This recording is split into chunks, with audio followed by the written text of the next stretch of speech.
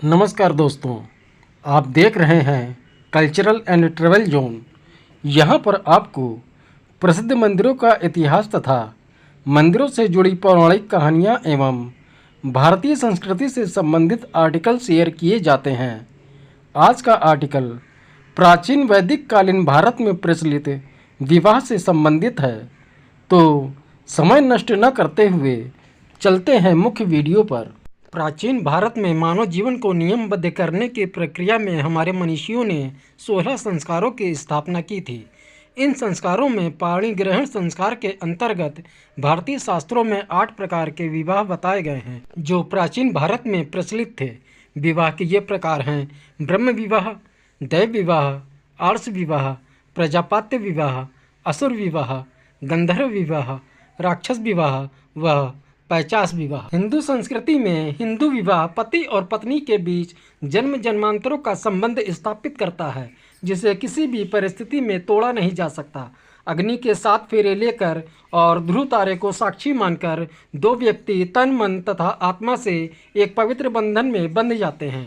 हिंदू विवाह परंपरा पति पत्नी के बीच शारीरिक संबंध से अधिक आत्मिक संबंध स्थापित करती है और इस संबंध को अत्यधिक पवित्र माना जाता है। नारद पुराण के अनुसार सबसे श्रेष्ठ विवाह ब्रह्म विवाह को माना गया है। इसके बाद दैव विवाह और आर्ष विवाह को उत्तम माना जाता है। राक्षस और पैचास विवाह को बेहद निम्न श्रेणी का माना जाता है। कहीं कहीं प्रजापत्य विवाह को भी ठीक ठाक माना गया है। नंबर 1, ब्रह्म विवाह। इस विवाह में दहेज नहीं लिया जाता है। वर व कन्या दोनों परिवारों की मर्जी से कुल के अनुसार विवाह होता है और कन्यादान होता है। वर व वधू विवाह की सहमति देते हैं। इस विवाह में नियम और रीति रिवाज का पालन किया जाता है। पिता अपनी पुत्री का विवाह अच्छे आचरण वाले विद्वान और स्वयं द्वारा आमंत्रित व्यक्ति से करता है। विवाह के इस रूप में माना गया है कि इस विवाह से उत्पन्न पुत्र 10 पूर्वजों, 10 वंशजों और स्वयं के पापों का प्रायश्चित करता है। ब्रह्म विवाह का आदर्श पिता की तरफ से 7 व माता की तरफ से 5 पीढ़ियों तक जुड़े व्यक्तियों का वैवाहिक संबंध नहीं रखने का रहा है। इस विवाह का सामान्य रूप वर्तमान समय में प्रचलित है। नंबर 2, दैव विवाह। इस विवाह के अंतर्गत कन्या का पिता अपनी कन्या को यज्ञ कराने वाले पुरोहित को दे देता था। यह विवाह प्राचीन काल में आदर्श विवाह माना जाता था।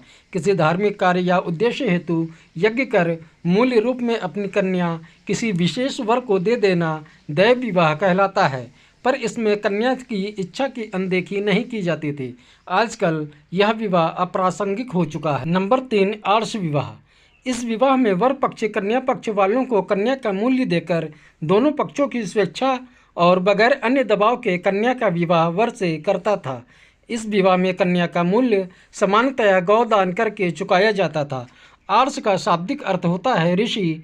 प्राचीन समय में ऋषि लोग प्रायः विवाह के प्रति उदासीन होते थे, पर यदि किसी समय वे विवाह की इच्छा करें तब उनके लिए आवश्यक होता था कि वे मेहनत करके धन एकत्रित करें और कन्या के पिता को गाय या बैल या इनका जोड़ा प्रदान करें। यह इस बात का प्रमाण होता था कि ऋषि ने विवाह द्वारा सामाजिक आर्थिक जीवन में प्रवेश कर लिया है। इसके बाद ही माता पिता अपनी कन्या को ऋषि की पत्नी के रूप में ऋषि के पास छोड़ आते थे। आजकल यह विवाह आदिवासी समुदाय में प्रचलित है। नंबर 4, प्रजापत्य विवाह। अपनी कन्या का विवाह अभिजात वर्ग के वर से कर देना प्रजापत्य विवाह कहलाता है। यह विवाह ब्रह्म विवाह जैसा ही है। वर व वधू को वैवाहिक जीवन के संबंध में उपदेश देकर, वर वधू को सुख समृद्धि का आशीर्वाद देकर विधिवत पूजा कर कन्या का दान ही प्रजापत्य विवाह है। प्रजापत्य विवाह का आदर्श पिता की तरफ से 5 व माता की तरफ से 3 पीढ़ियों के विवाह संबंध को निषेध करता है। नंबर 5, असुर विवाह। कन्या के पिता या परिवार को धन या अन्य संपत्ति देकर मनमर्जी से कन्या को ग्रहण करना असुर विवाह कहलाता है। इस विवाह के अंतर्गत कन्या की मर्जी या नामर्जी का ध्यान नहीं रखा जाता। जब कोई पुरुष किसी कन्या के पालन पोषण पर खर्च किए गए धन के एवज में कन्या के पिता द्वारा मांगी गई संपत्ति देकर कन्या को ले जाता है तो इसे असुर विवाह कहा जाता है। यह विवाह का एक गैर धार्मिक रूप है। यह विवाह एक प्रकार से कन्या को खरीदने के समान है। नंबर 6, गंधर्व विवाह। गंधर्व विवाह में एक पुरुष और महिला आपसी जुनून में एक दूसरे के प्रति इतने आकर्षित होते हैं कि वे बिना अपने परिवार की सहमति के, बगैर किसी समारोह के अपनी सहमति से एक साथ चले जाते हैं। इस विवाह में कोई अनुष्ठान, गवाह या पारिवारिक भागीदारी नहीं होती है। यद्यपि इस विवाह में कन्या व वर की आपसी सहमति होती है, पर इसे निम्न श्रेणी का विवाह माना जाता था।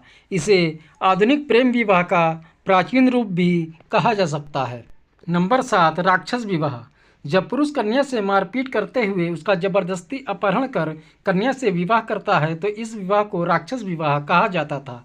इस विवाह में पुरुष किसी स्त्री को जबरदस्ती अपनी पत्नी बना लेता था। यह विवाह भी निम्न श्रेणी का माना जाता था। नंबर 8, पैचास विवाह। पैचास विवाह विवाह का सबसे निकृष्टतम रूप माना गया है। यह जबरदस्ती से सीलहरण की गई लड़की के अधिकारों की रक्षा के लिए अंतिम विकल्प के रूप में स्वीकारा गया विवाह रूप माना गया है। यह हिंदू साहित्य में वर्णित विवाह का एक गैर धार्मिक रूप है।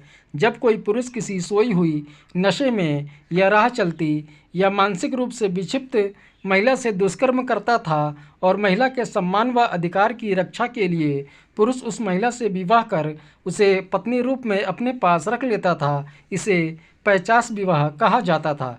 लड़की का दोष न होने पर भी उसके कौमार्य भंग होने के बाद उसे सामाजिक बहिष्कार से बचाने और सामाजिक सम्मान देने के लिए इस विवाह को मान्यता दी गई थी। इस विवाह से उत्पन्न संतान को सभी सामाजिक अधिकार प्राप्त होते थे।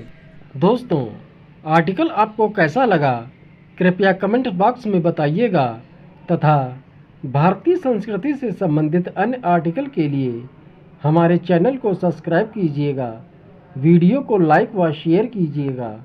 मिलते हैं अगले वीडियो में। जय भोलेनाथ, हर हर महादेव।